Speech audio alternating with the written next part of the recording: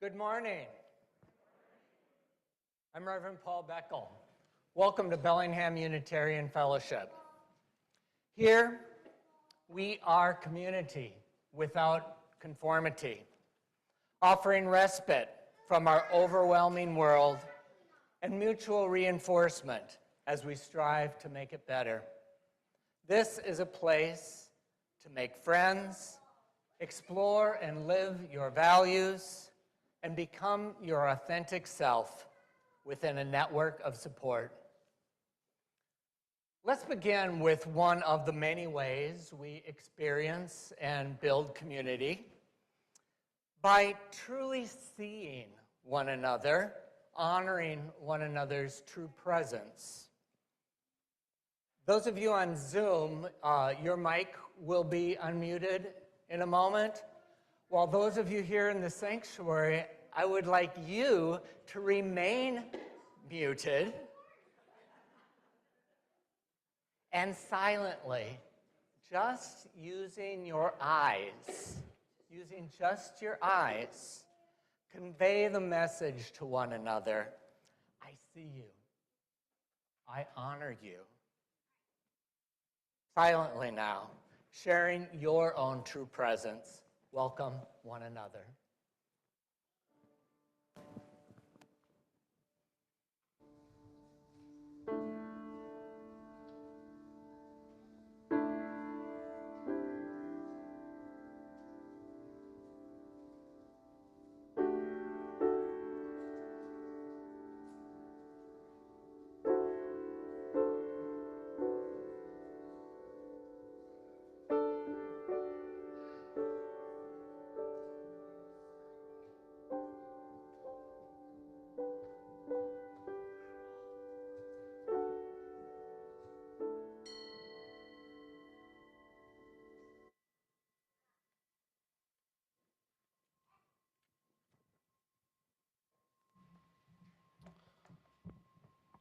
Hi, everybody. As Sarah prepares to light the chalice, I will read this poem by Muriel Rukeyser, who is both a poet and an activist. In her poem, she clearly expresses the insight that in order to stand against something strongly, we need to know what we stand for. And that's a theme we're going to be exploring in today's service. Muriel Rukeyser's poem is called Wherever. Wherever we walk, we will make. Wherever we protest, we will go planting. Make poems, seed grass, feed a child growing, build a house. Whatever we stand against, we will stand feeding and seeding. Wherever I walk, I will make.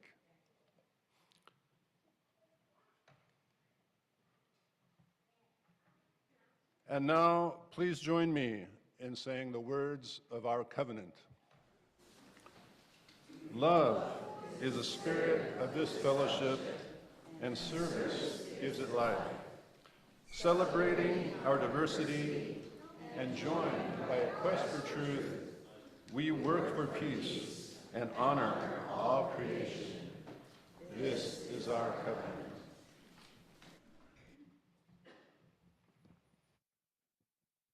I'd like to teach you a song now that has hand motions.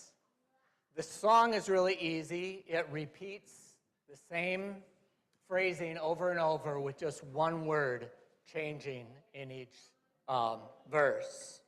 So I'm going to give you the main hand motions and then what the words that change in each verse. So why don't you stand with me and we'll learn these hand motions. So it starts out with house. That's a pretty straightforward one. And home. A home is a place where you eat and sleep. Home. Enter. Enter. Also, there's the phrase come in, which is the same, and come, which sounds the same, but I assure you I'm going to get wrong several times. So if you're following me and we get it wrong, or if I get it wrong and you get it right, whatever combination is just fine. But there's come and come in and enter, and they all mean the same thing, essentially. Then there's also welcome. Welcome. Okay, and that's the whole first verse. There's a few other words I'll be teaching you. The next verse is city. A city has multiple homes. Okay, the next verse is country, which is something like this. I'm sure those of you who do ASL will know it's not perfect, but it'll have to do for right now. The next verse is world, where you have W's. You have the world spinning around. And then you have people. People. By the way, you can get into it too. It's not just your hands. Okay? And then we have universe. Now, there's the scientific word for universe, the material universe, and that's something like this with U's that are kind of spinning around. But then there's also the more philosophical, spiritual symbol for universe, which is universe.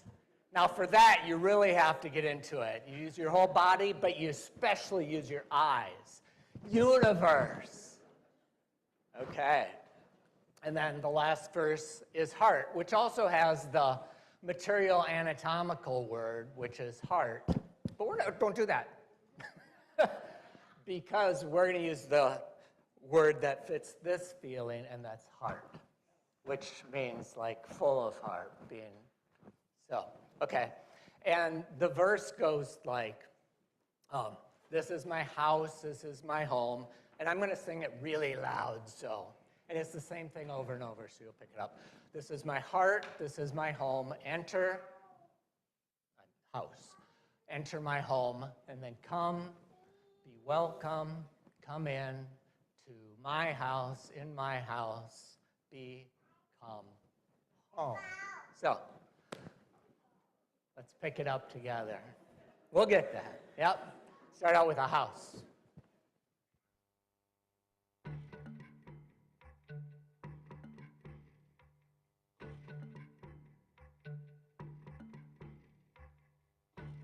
This is my house. This is my home. Enter my house. Enter my home. Come, be welcome. Come in to my house, in my house. Be come.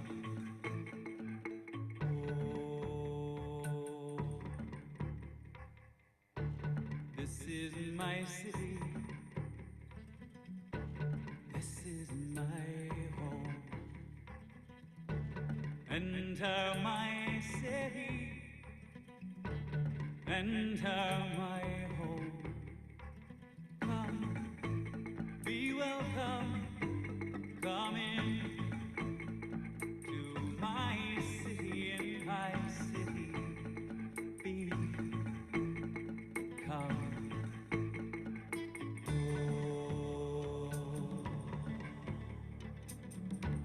This is my country. This is my home.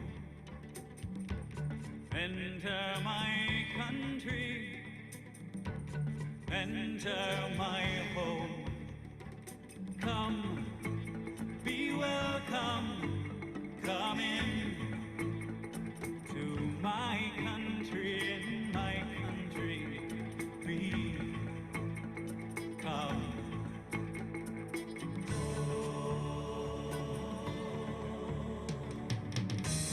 This is my world. This is my home. Enter my world.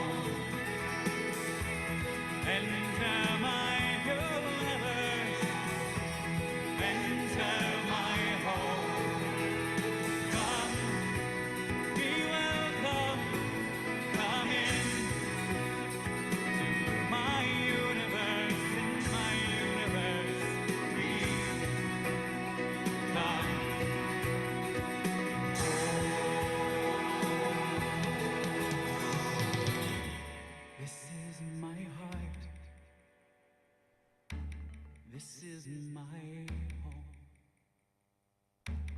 Enter my heart. Enter my home. Come, be welcome. Come in to my heart. In my heart, be come.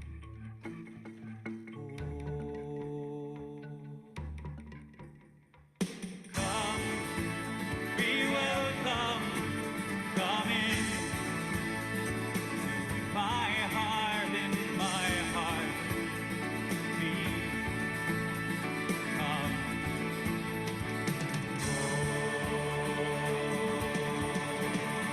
Be come.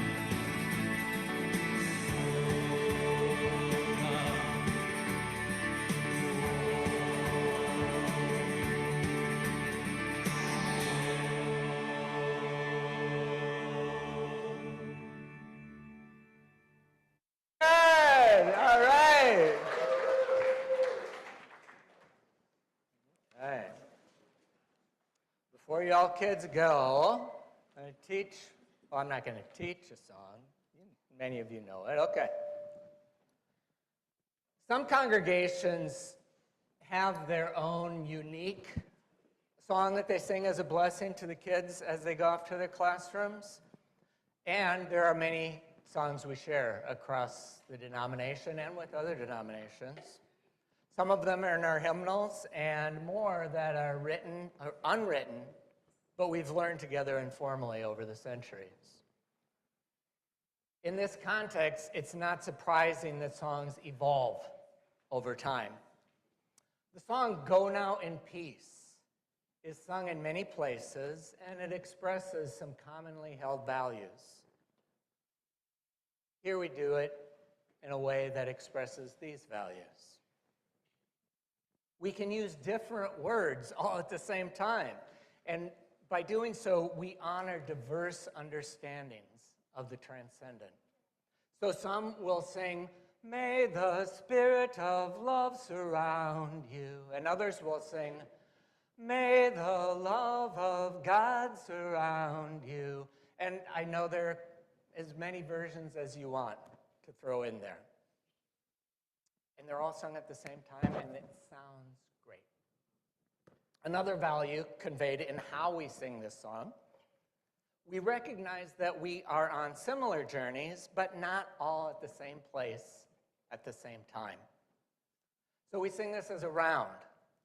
And I want you to feel free to weave in and out as the Spirit moves you. You can even sing the lines in any order, and it works. You can even just sing the same line over and over and over. I mean, for example, if your kid is on her way and you just want to say, "Leave me in peace, leave me in peace, leave me in peace, leave." You can do that all day. Well, for a while, yeah. Okay, and finally, whenever we sing, our goal is to create a spirit of belonging, not by everyone being perfect, but with a shared understanding that it's okay not to be perfect. If you don't know every word, it's okay to pick it up over time. It's okay to rest or cry and just to be here together. So the words are, "Go now in peace, go now in peace. May the love of God surround you," or "May the spirit of love surround you. Everywhere, everywhere you may go." Pretty straightforward. Let's stand together. And the places that you can weave in and the round are everywhere. It's just go now in peace, go now in peace, go now in peace, go now in peace. Seriously, you just can keep jump in any place. So here we go.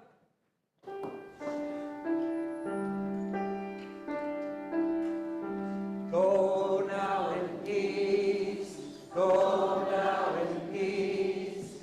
May the love of God surround you everywhere.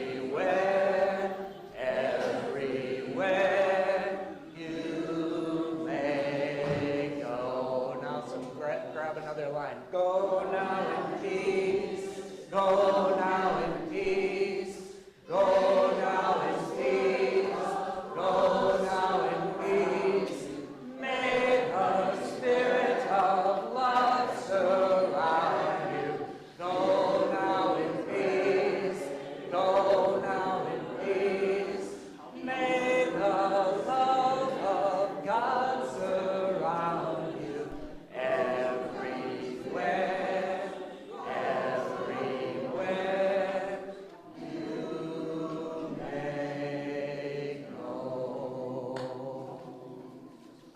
Lovely. And just in general, in rounds,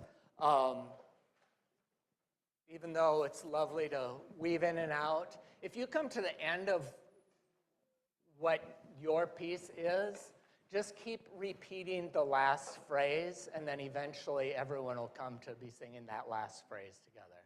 So it's a wonderful example of weaving around each other, but then coming together in the end. So let's see. So we have a couple of announcements. Please come after the service to coffee hour downstairs. We'd love you to find out about Unitarian Universalism, not from some abstract things that I say up here, but from real lives that you will meet down there. Actually, I hope that I'm giving you more than that, too. I hope I'm giving you my heart, but that's a really good way to know this is an entire community. I'd also like to add that there is a couple of adult classes coming up. For newcomers to Unitarian Universalism, we are offering a one-day class called Pathways. It's September 28th, so that's 2 Saturdays from now.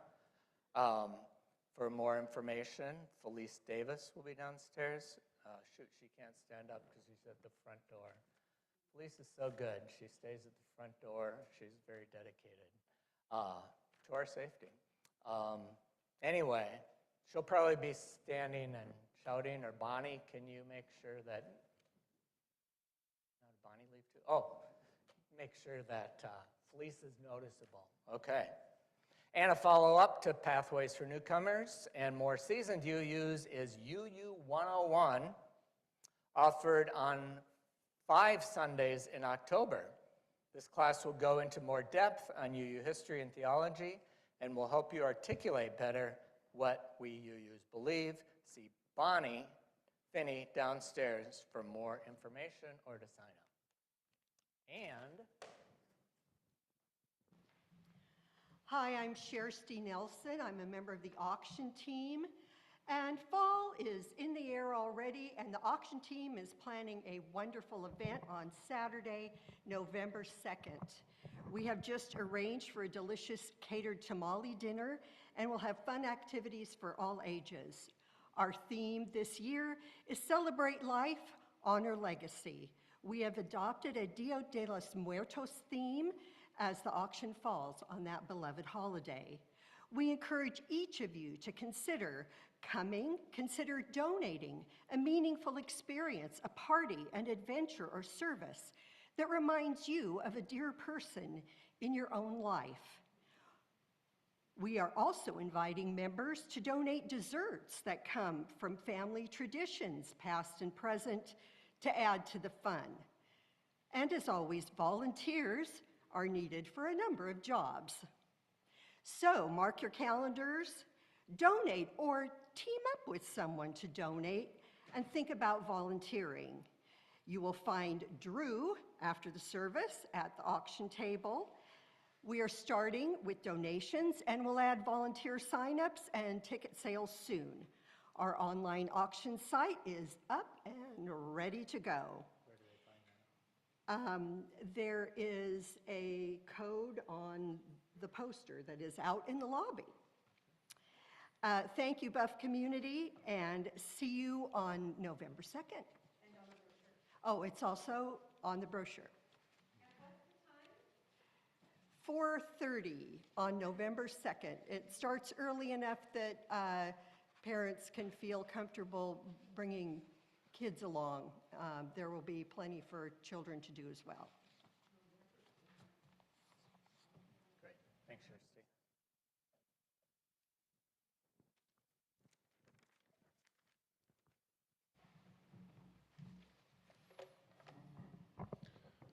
I'm going to try to get Shersty to do a stand-up comedy routine as one of the items up to auction. She's one of the most hilarious comedians I have ever seen. Today, we are exploring a theme that seems to inevitably come up in Unitarian Universalist circles. We are committed to being open-minded and celebrative of differences in outlook and ways of being, but we also want to say that there are certain viewpoints that we refuse to accept. For example, viewpoints that seem touched by bigotry. In order to identify viewpoints that are unacceptable, we need what Graham Nash long ago called a code that we can live by. You remember, a code that we can live by. Yeah.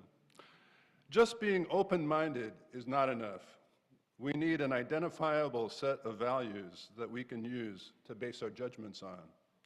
A set of values that we, as Unitarian Universalists, commit to sharing.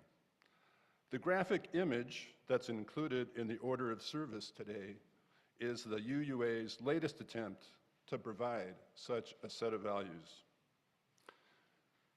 There's an explanatory text that goes with the image, but right now I want to just look at the graphic itself and think about what is there and what is not there. So you might just want to take a look at it in your order of service.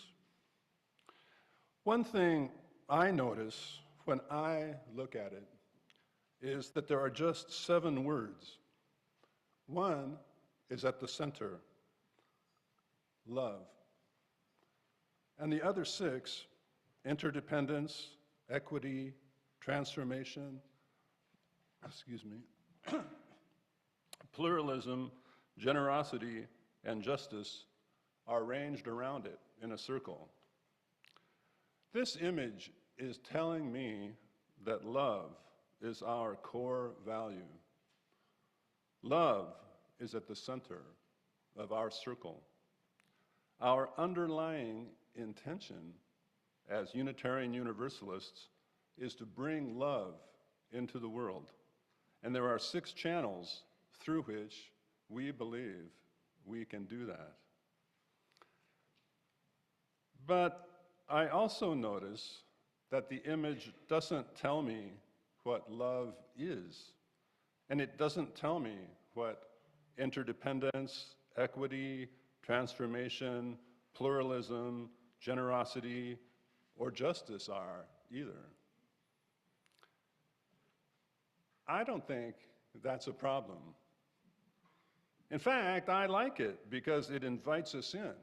We get to explore for ourselves what we think love is and what generosity looks like, and so on for the rest of the other values. Hey, it's our party, and we can explore if we want to.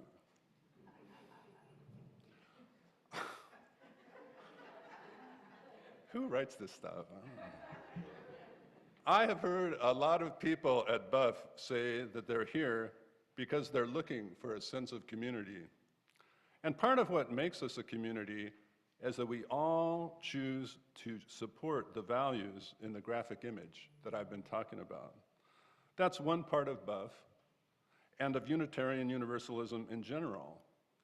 But there's another side to the equation as well. Buff provides a space in which people can explore their own individual spiritual paths. I want to make it clear that I'm just speaking for myself here. But to me, we, as members of Buff, aren't so much trying to follow preordained commandments as we are trying to construct our own spiritual paths. And Buff provides us with a community of people who are trying to do the same thing. So I want to say, both sides now. I can't seem to avoid quoting song lyrics from the 60s. buff gives us both a sense of community and the freedom to follow our own paths. So now, let's go back and look at that graphic image again. As I said, it identifies values and says that we, as Unitarian Universalists, choose to support those values. That's the community part. But the image doesn't define exactly what those values mean, which gives you and me the freedom to explore those values and to develop our own vision of what they look like in everyday life as everyday life unfolds around us. So what I want to do now is to give you a few moments to look at the graphic and ask yourself questions about it. What does it mean to be generous, you might ask? You might try to recall a time when someone acted generously to you, or maybe when you acted generously to another person. What made the action generous? Or you might want to think about interdependence. Maybe think of a relationship that you're in. How is this person dependent on me? How am I dependent on them? Or, instead of asking questions about the values, you could add values that you think are missing. It's not a closed ring. One value that I personally would like to add is humility. I need other people. I need other people to help me look at things in ways I wouldn't think of just by myself. And connected to humility is the importance of asking a question. Asking a question and seeing where that leads you. I think that's an essential aspect of UUism, if there is such a word.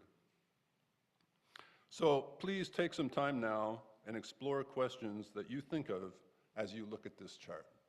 We'll just take a couple minutes to do that. Just think to yourself about the chart and ask yourself questions.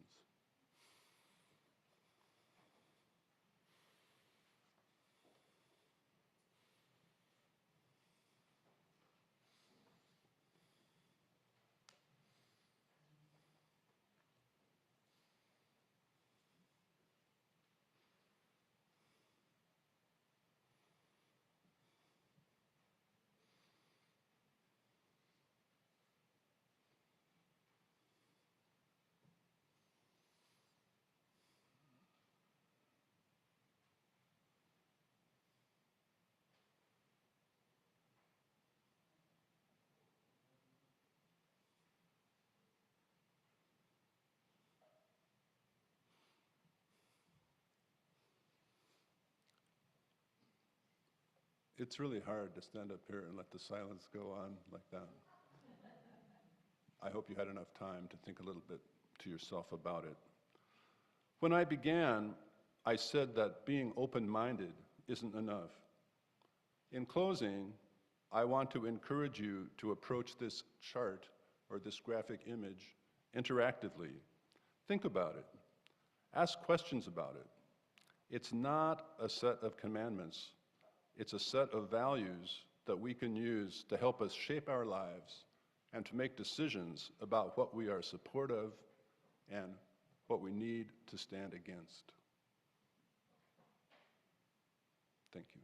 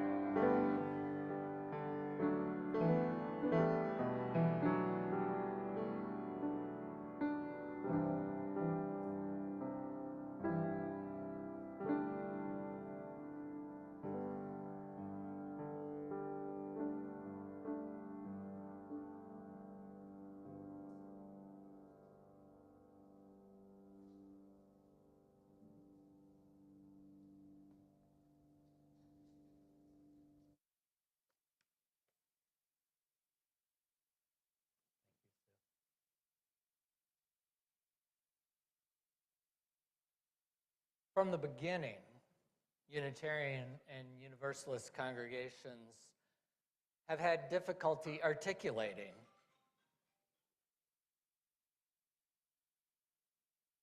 From the beginning, our Unitarian and Universalist congregations have had difficulty articulating our commonly held beliefs or principles or values in less than 50 pages. We are adamantly pluralistic, creedless, welcoming to those of varying theological identities. For decades, it was common to describe ourselves as accepting and tolerant. But this has become increasingly problematic.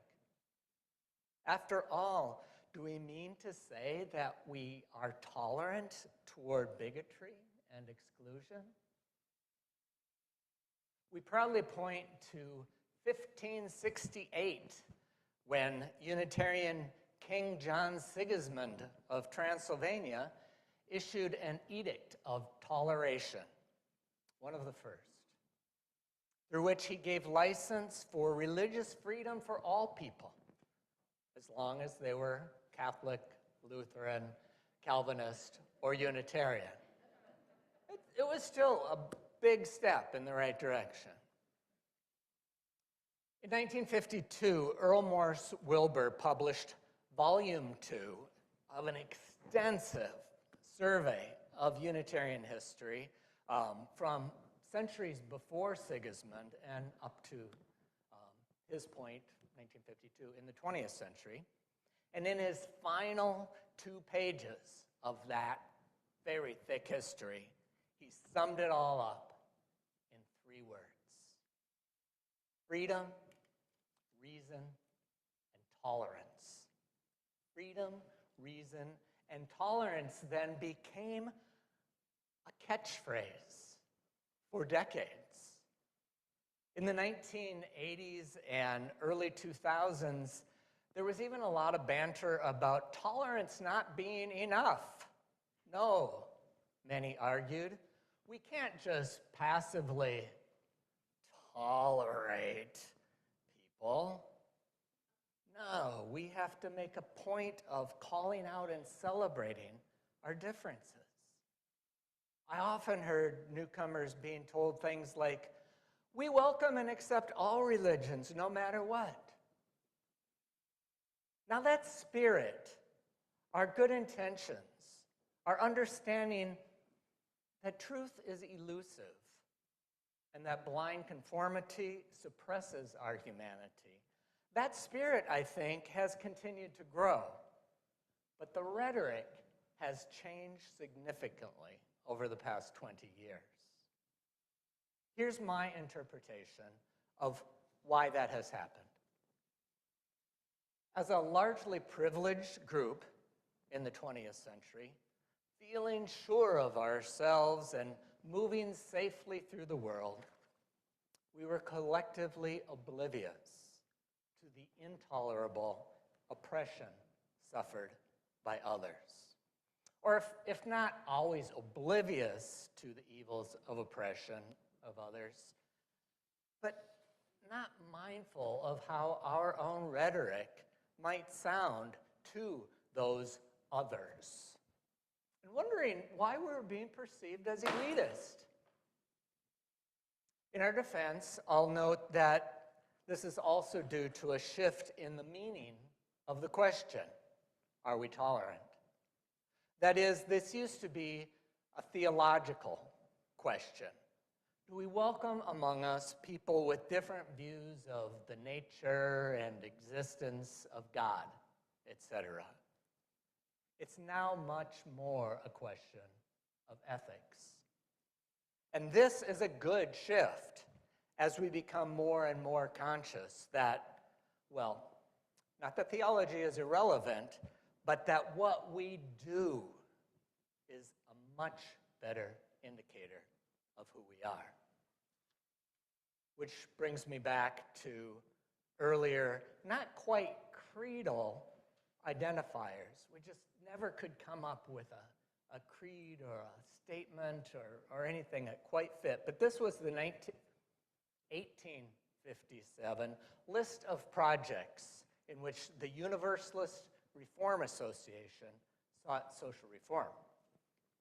The slave trade, wages, women's rights, rights to the soil, war, non-resistance, diplomacy, commerce, colonization, conflict of races, temperance, education, the press, politics and laws, amusements, the poor, dress, food, capital punishment, prison discipline, juvenile offenders, imprisonment for debt, dueling, gambling, courts, insane, deaf and dumb, and more. Honoring Scripture. St. Paul's words in his letter to James. You believe in God? Good. But even the demons believe. Your faith without works is dead. And 2, honoring Jesus' words. People will know you are my disciples when you love your neighbor as yourself. Still, inevitably, there are ongoing attempts to succinctly put what we believe into words. So in the 1980s, we developed a statement of our identity that has become known as our 7 principles, in which instead of tolerance, we proclaim the right to conscience. Everyone's individual right to conscience, and a free and responsible search for truth and meaning. It's a little bit like our song earlier, Go Now in Peace. Once the door is opened, countless ways of expressing the spirit of freedom will tumble forth. In 1980, Reverend Mark Morrison Reed wrote a book called Black Pioneers in a White Denomination. He was one himself, but that wasn't his point. The book focuses on those rare Black Unitarian and Universalist ministers in the early 20th century who did important work to move us forward while receiving very little support from denominational leaders and institutions during their lifetimes. Mark writes, and you can follow along in the gray hymnal, if you have a gray hymnal with you. This is number 580. 580 in the gray hymnal.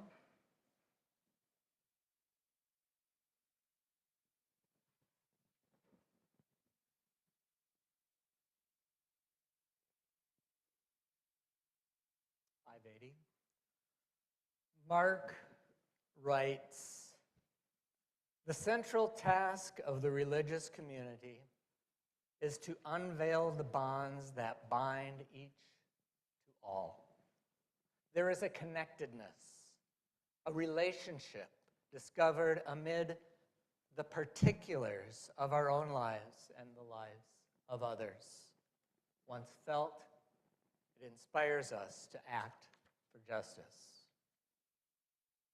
It is the church that assures us that we are not struggling for justice on our own, but as members of a larger community.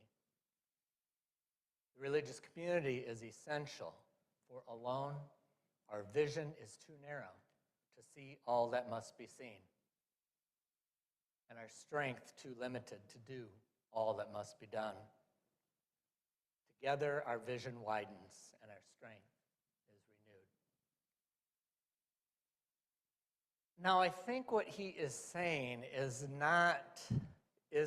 that not words, but relationships are what connect us.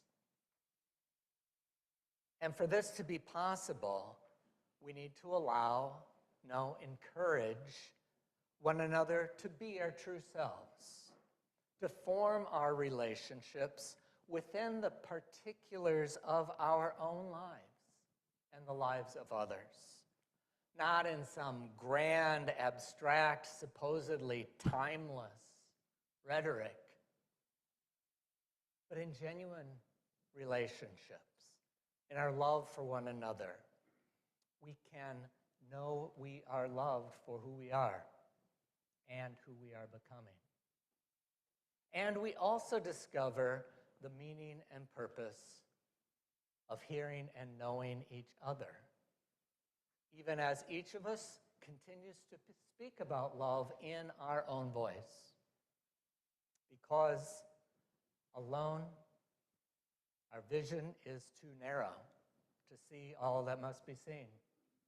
Our strength too limited to do all that must be done.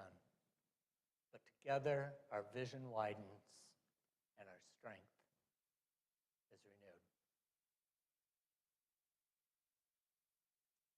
And I would like to invite your voices into this conversation. I'm going to come around with the mic, and if anyone would like to speak briefly on this conundrum, pretty hard to speak briefly on the conundrum. So what I'm going to ask you to do is not give some abstract treatise, but an anecdote. Please try to come up with a short anecdote of how it has struck you. Not necessarily how you figured it out, but maybe a time where you were confronted and knew you had to try or are still trying because of that interaction. Those of you who are on Zoom, we invite you to type into the chat, and Sue will read from whatever you type.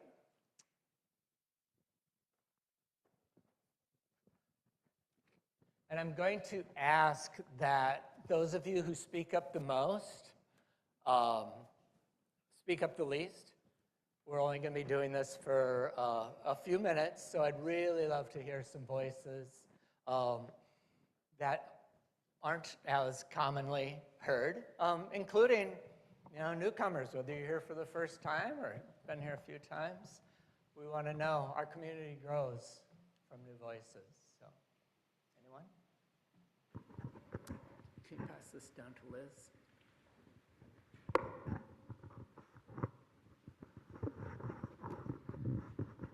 Paul, your three key words, freedom, reason, and tolerance, I think are they're very wise, because I started in a family that was Catholic and Methodist, and my mother had thought that would work fine. That's going to be, but there was not much tolerance with the Catholics. And now maybe that's changed through the years, but as a kid coming up, that's hard work to try and figure out how to fit into all that. And it was a while before I found the Unitarians, and I thought, oh, now they're going to let me search for what's going to work and be tolerant of the whole thing.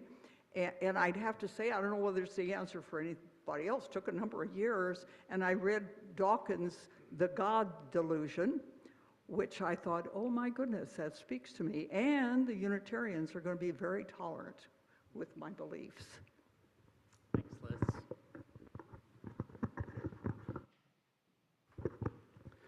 The Tao that can be spoken is not the true Tao. Wonderful. Thank you, Scott.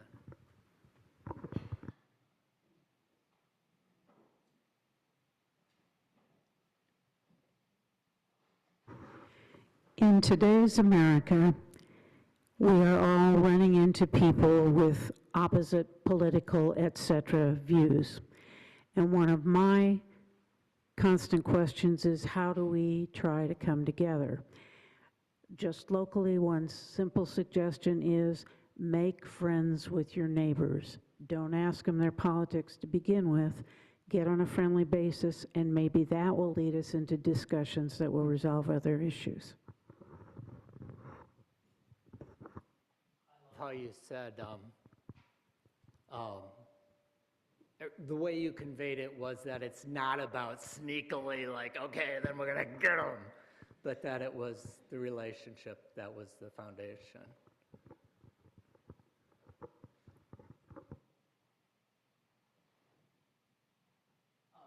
have anything?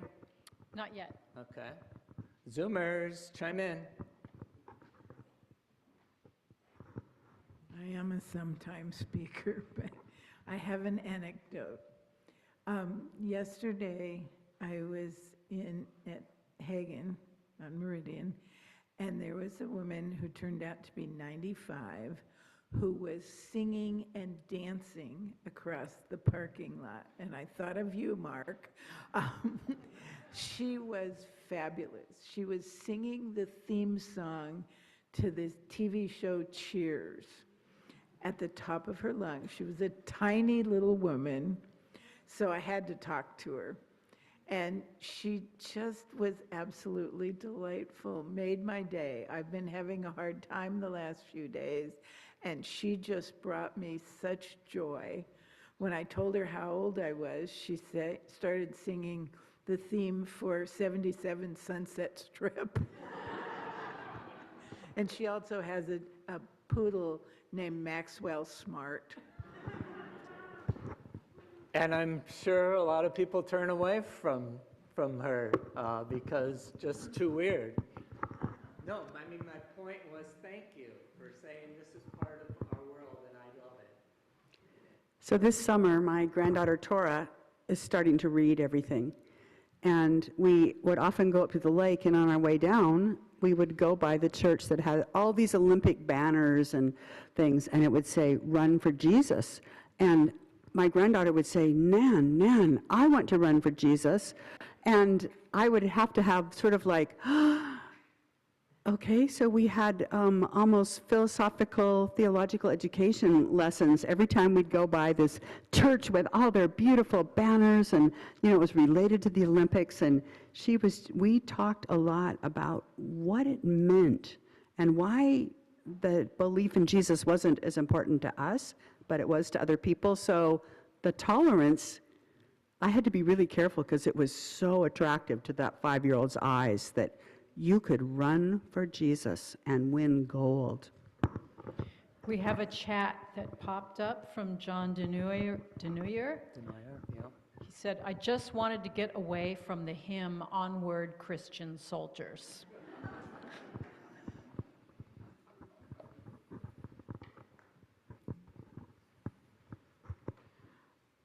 I kind of have an opposite story. Coming here to Buff has helped me to be more accepting and open to Christianity, whereas before I had a knee-jerk reaction to the most extreme. So I really appreciate all of you for helping me get there. Wonderful. Thank you, Lucy. One last.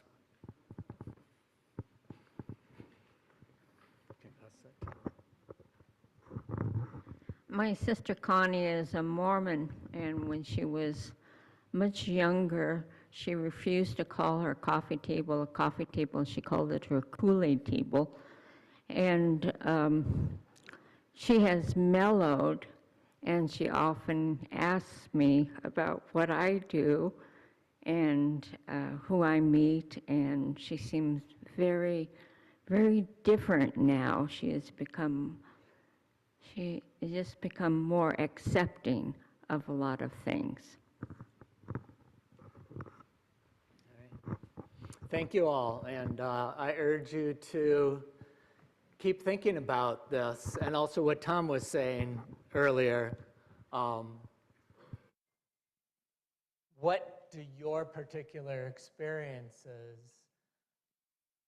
bring to that graphic image of the flower and the spaces between?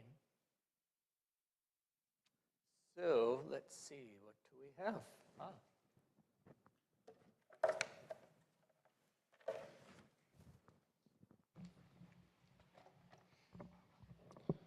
We've been talking about core Unitarian Universalist values, and one of them in that flower image is generosity. When I was encouraging you to ask questions, one of the specific examples I gave was, what is generosity? To me, one good answer is found in a song that you often hear at our Buff services. From you I receive, to you I give. Together we share, and from this we live. Generosity makes our mutual life possible. Obviously, generosity takes many forms, and it can't be identified solely in terms of financial contributions.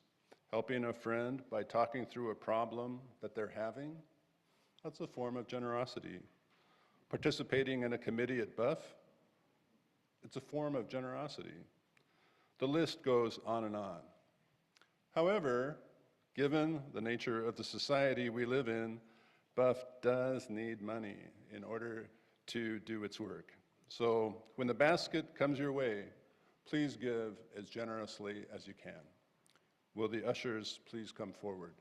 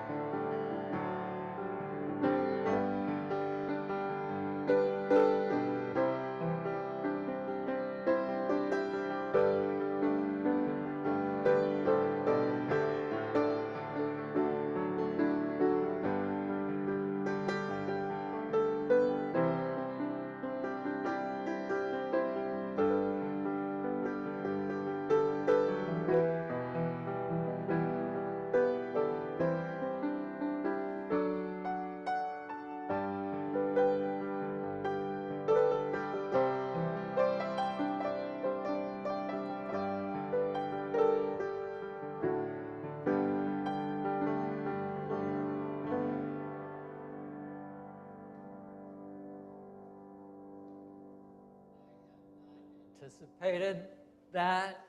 Why did you have to? I had gotten all this time without crying. Oh, okay. Okay, so for a closing song, I'd like to teach you, again, it's a one that repeats, no hand motions. Why don't you stand, and I'm going to teach you another song. This is written by my colleague, Reverend Mary Gagolia. And so the first verse goes, "We have led different lives," and you sing that 3 times, "and we have come to our own conclusions." And you sing that twice.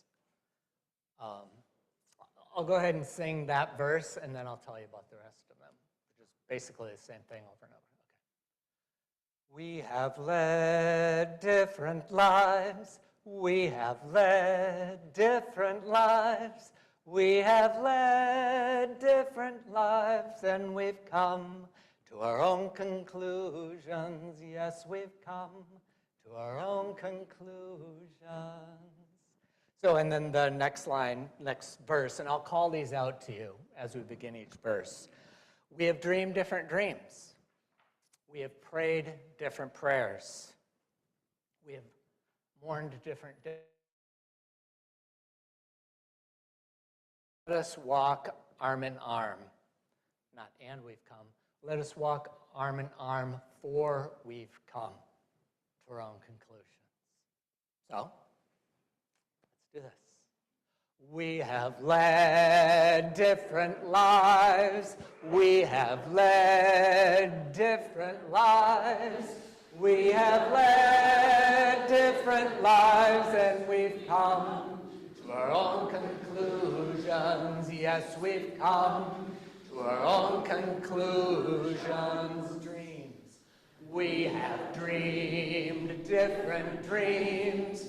We have dreamed different dreams. We have dreamed different dreams, and we've come to our own conclusions. Prayers. We have prayed different prayers. We have prayed different prayers. We have prayed different prayers, and we've come to our own conclusions. Yes, we've come to our own conclusions. Mourn different deaths. We have mourned different deaths. We have mourned different deaths. We have mourned different deaths, and we've come to our own conclusions. Yes, we've come to our own conclusions. Let's walk arm in arm. Let us walk arm in arm. Let us walk arm in arm. Let us walk arm in arm, for we've come to our own conclusions. Yes, we've come to our own conclusions. Please be seated.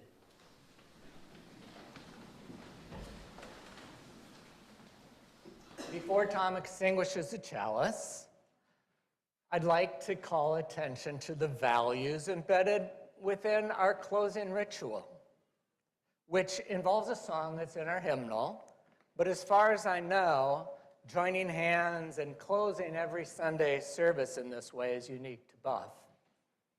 So then how does this represent our broadly held Unitarian Universalist values as they are manifest in our particular culture? That is, what do we do here to show and live our values? Okay, so number one, we are inclusive. That is, we form concentric circles. And this is not just so we don't all get squished against the sides, because there's too many people. There's also, we do this to ensure that those who are not as mobile don't have to shuffle off to the side, but that we include everybody. Even if that ends up being more of a web than concentric circles, that's just fine. But we take our time and form concentric circles. In fact, I'm going to ask that all of you do the inner circle this time. I say that because I know now that 80% of you will ignore me, and that'll be just perfect. But especially if you're closer to the aisle, please be part of the inner circle. Second, we are adaptive. That is, we respond to the moment and accept, however, those circles and our diverse harmonies. Go for it. There are beautiful harmonies that ring in this song. And however they turn out, it'll be just fine. And finally, number three, we are soulful. We cooperate by shaping our energy, our collective voices in ways that represent the breadth of human emotion. In other words, this is not a dirge, getting slower and slower, line by line. No, it starts out as a trot, and then we do not slow down. We keep up the tempo for that first children of our children. Because the soul, the richness of the song arises in the contrast when we feel that uplifting gravitas of that last line when it's repeated for the children of our children. So let's do that now together in whatever form it might take.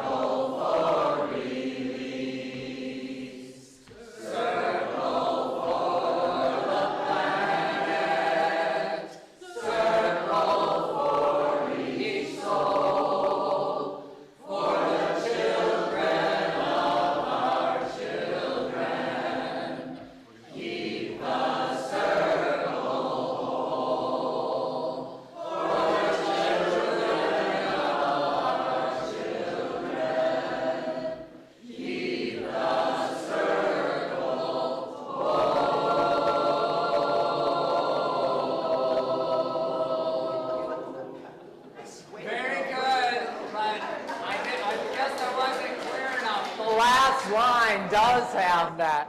When you repeat it, it slows down. But we have plenty more Sundays ahead of us.